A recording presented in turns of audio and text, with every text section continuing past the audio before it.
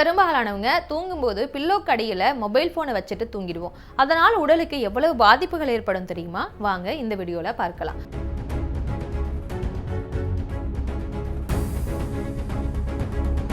பில்லோக்கு அடியில் மொபைல் ஃபோனை வச்சுட்டு தூங்குறது உங்கள் உடல் ஆரோக்கியத்திற்கும் பாதுகாப்புக்கும் பெரிய ஆபத்தை விளைவிக்கும்னு ஆய்வுகள் சொல்லுது.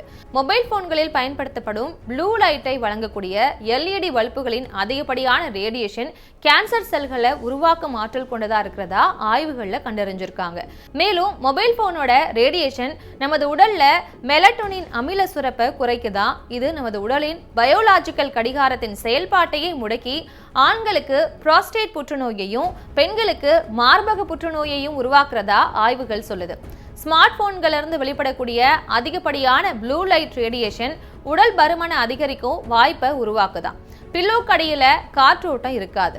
அதனால போன் அதிகமா வெப்பமடைந்து தீப்பிடிக்கவோ அல்லது பேட்டரி வெடிக்கவோ வாய்ப்பு இருக்கு.